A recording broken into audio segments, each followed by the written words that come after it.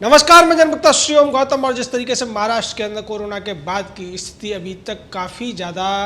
रुकावट वाली बनी हुई है, इसको लेकर राज्यपाल ने एक पत्र लिखा उद्धव ठाकरे को और ये पूछा है कि आपने 1 जून को कहा था कि जो लॉकडाउन का शब्द है हम इसको डस्टबिन में डाल देंगे और तमाम चीज़ों को खोल दिया जाएगा। 4 महीने बीत चुके हैं, लेकिन अभी तक महाराष्ट्र में बार खोल दिए गए, रेस्टोरेंट खोल दिए गए, बीच खोल दिए गए, समुद्री किनारे खोल दिए गए, मंदिरालय खोल दिए गए, लेकिन मंदिर नहीं खुले, धार्मिक स्थल नहीं खुले हैं। इसके पीछे क्या कारण है? क्या इसको लेकर आपको कोई दैवीय संदेश आया है या फिर आप सेकुलर हो गए हैं? जी हाँ, इसी शब्द का इस्तेमाल किया है राज्यपाल भगत सिंह कोश्यारी ने और उन्हें याद दिलाया है कि किस तरीके से आप मुख्यमंत्री बनने के बाद में भगवान श्री राम के दर्शन करने के लिए अयोध्या गए थे और आपने खुद को राम भक्त घोषित किया था। उसके बाद लॉकडाउन के दौरान भी आप विट्ठल और रुक्मिणी के दर्शन करने के लिए पंढरपुर गए थे। लेकिन अब जिस तरीके से तमाम लोग हमसे आकर मिल रहे हैं और बार बार ये निवेदन कर रहे हैं कि मंदिरों को खोला जाए, धार्मिक स्थलों को खोला जाए, उसके बावजूद आपने 11 तारीख को घोषणा कर दी टीवी पर आकर कि अभी मंदिर नहीं खुलेंगे। इसके पीछे का कारण क्या है? क्या आप अपनी ही बातों को भूल चुके हैं? आप तो हिंदुत्व के बहुत बड़े पुरोधा होने की बात करते थे, आप बाला साहब के बेटे हैं, उसके बावजूद आपके जो काम हैं वो ऐसे क्यों नज़र आ रहे हैं? आप मंदिरों को क्यों नहीं खोल रहे? और जिस तरीके से लॉकडाउन के 7 महीने बाद भी देवी देवता को लॉकडाउन में रहने के लिए मजबूर हैं, उनके मंदिरों में भक्तों को नहीं जाने की इजाज़त दी जा रही है,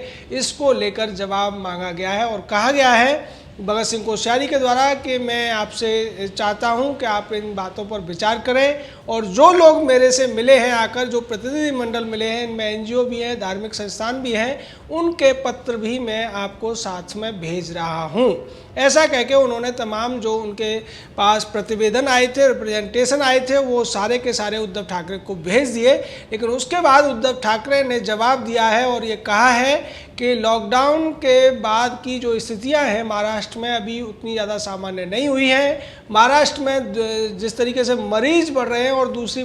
चीज़ें हैं, उसकी वजह से अभी मंदिरों को खोला जाना इतना ज़्यादा ज़रूरी नहीं है। इसके साथ साथ उद्धव ठाकरे ने यह भी कहा है कि मैं हिंदुत्व को मानता हूं, हिंदुत्व मेरे लिए क्या है, इसके लिए मुझे आपके प्रमाण पत्र की ज़रूरत नहीं है। यानी खुलकर उद्धव ठाकरे ने राज्यपाल को जवाब देने की कोशिश की है, जबकि राज्यपाल ने जो कहा है वो उन्हें उनके ही बातें याद दिलाई हैं, उनके ही पुराना इतिहास याद दिलाया है। उसके बावजूद उद्धव ठाकरे इस बात को मानने की बजाय दूसरे तरीके की बात करते हुए, टकराव की बात करते हुए नजर आ रहे हैं। वहीं दूसरी तरफ भारतीय जनता पार्टी के तमाम कार्यकर्ता और दूसरे साधु संत भी अब इस बात को लेकर सरकार के खिलाफ प्रदर्शन कर रहे हैं। शिरडी में भी प्रदर्शन हो रहा है, सिद्धि विनायक मंदिर के बाहर प्रदर्शन हो रहा है और इससे पहले भी कार्यकर्ताओं ने बाहर सड़क पर आकर आरती करने की कोशिश की थी। मंदिरों के बाहर उन्होंने पूजा अर्चना की और एक तरीके से राज्य सरकार के खिलाफ विरोध प्रदर्शन किया है। साधु संतों ने भी इसके खिलाफ बड़े स्तर पर अभियान चलाने की बात कही है और याद दिलाने की कोशिश की है कि जो बाला साहब ठाकरे हिंदुत्व के लिए, देवी देवताओं की अपनी भक्ति के लिए जाने जाते थे, अब उन्हीं का बेटा सेकुलर होकर मंदिरों को खोलने के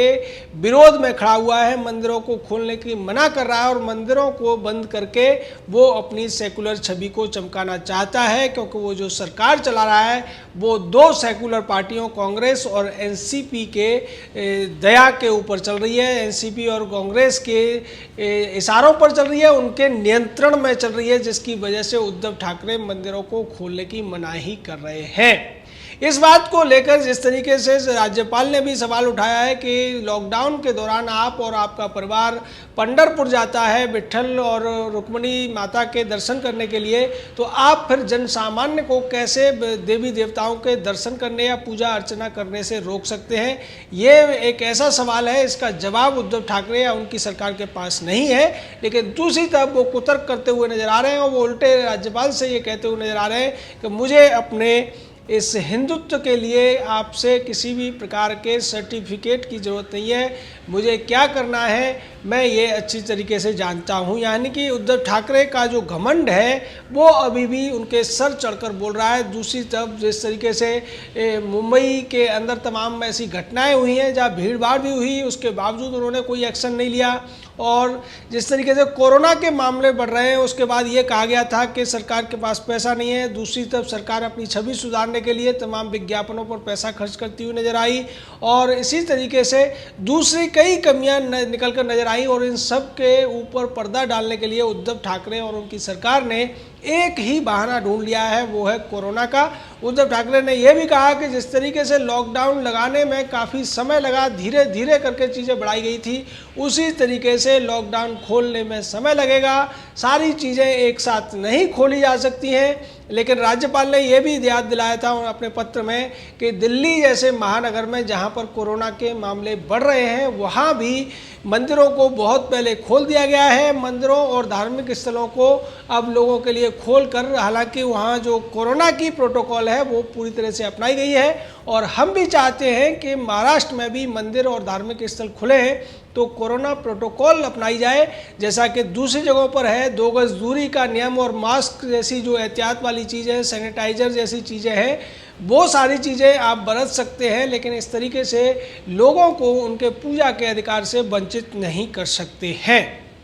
अब ये मामला तूल पकड़ता हुआ नजर आ रहा है। इसमें आम जनता भी शामिल हो गई है, साधु संत भी शामिल हो गए हैं, उसके अलावा तमाम जो धार्मिक संस्थाएं भी शामिल हो गई है। शिरडी जो कि महाराष्ट्र का एक बड़ा पर्यटक स्थल भी माना जाता है, धार्मिक स्थल भी उसको कहा जाता है, उस जगह पर भी खुलकर लोग अब सड़क पर आकर सरकार का विरोध करते हुए नजर आ रहे हैं और ऐसा लगता है कि शिरडी के विरोध से शायद उद्धव ठाकरे को थोड़ा सा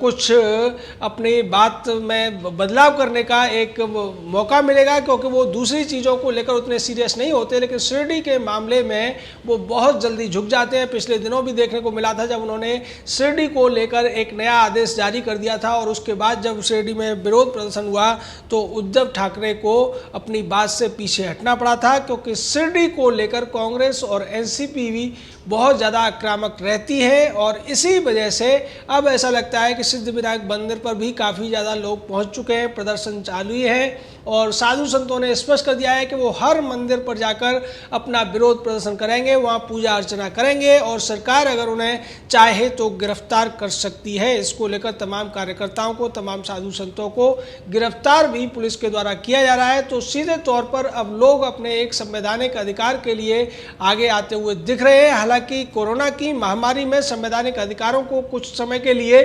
स्थगित किया गया था, लेकिन जब पूरे देश के अंदर धीरे धीरे करके उन सभी मौलिक अधिकारों को देने की बात चल रही है, लोगों को रैलियां तक करने की इजाज़त मिल गई थी और दूसरी जो चीज़ें हैं उनके लिए भी इजाज़त है, जैसा कि खुद उद्धव ठाकरे ने बार की मंजूरी दे दी है, जबकि बार में मंदिर से ज़्यादा भीड़ भाड़ रहती है, वहाँ छोटी सी जगह रहती है और वहाँ जिस तरीके से लोग घुल मिलकर रहते हैं उसमें खतरा ज़्यादा उत्पन्न होता है। या रेस्टोरेंट को खोल दिया गया है या बीचेज़ को खोल दिया गया है, बीचेज़ के ऊपर कोई निगरानी नहीं हो सकती, वहाँ भीड़ पहुंच सकती है, लोग एक दूसरे से मिल सकते हैं, एक दूसरे को टच कर सकते हैं। तो ये सारी चीज़ों को नज़रअंदाज करके उद्धव ठाकरे अगर ये कहना चाहते हैं कि कोरोना फैलने का डर है इसलिए मंदिरों या दूसरे धार्मिक स्थलों को नहीं खोला जा रहा है, तो शायद वो अपना एक बहानेबाजी कर रहे हैं या फिर वो जैसा कि राज्यपाल ने सवाल उठाया है वो अपनी सेकुलर छवि बनाने की दिशा में अग्रसर हैं और वो चाहते हैं कि उन्हें सेकुलर नेता के तौर पर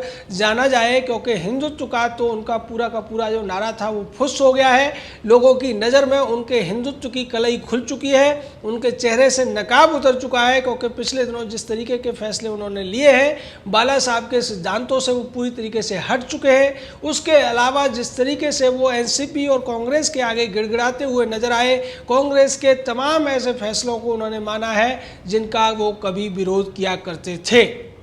सेकुलर शब्द का भी वो विरोध किया करते थे, सेकुलर शब्द से घृणा किया करते थे, लेकिन आज वो खुद सेकुलर होते हुए नजर आ रहे हैं। ये भी भगत सिंह कोश्यारी ने अपने पत्र में जिक्र किया है और बार बार उद्धव को वही याद दिलाने की कोशिश की है कि आप पहले क्या थे और अब आपका जो आचरण है वैसा नहीं है। ये सारी चीज़ें एक तरीके से उद्धव ठाकरे को एक्सपोज करती है। हालांकि कहनों को उद्धव ठाकरे ने अपने तरीके से जवाब देने की कोशिश की है, लेकिन जिस तरीके से अब जनता और साधु संत और दूसरे लोग इस पूरे मामले में सरकार के खिलाफ सड़क पर उतरते हुए नजर आ रहे हैं, एकजुट होते हुए नजर आ रहे हैं। ऐसा लगता है कि इस फैसले पर उद्धव ठाकरे को दोबारा से विचार करना पड़ेगा। राज्यपाल को तो वो चिट्ठी लिखकर किसी तरीके से जवाब दे सकते हैं, लेकिन जनता को कैसे जवाब देंगे? महाराष्ट्र की जनता बहुत ही ज़्यादा धार्मिक स्वभाव की होती है, भावनात्मक होती है, और जिस तरीके से गणेश पूजा को लेकर भी जनता को अपनी जो इच्छाएं थी उनको नियंत्रित रखना पड़ा था। लेकिन अब जनता ये चाहती है कि आने वाले दिनों में जब नवरात्रि का त्यौहार आएगा, उसके बाद दिवाली का त्यौहार आएगा, और ऐसी स्थिति में अगर मंदिर खुले नहीं रहेंगे तो शायद जनता राज्य सरकार से संतुष्ट नहीं रहेगी और वो विरोध करती रहेगी। जय हिंद, जय भारत।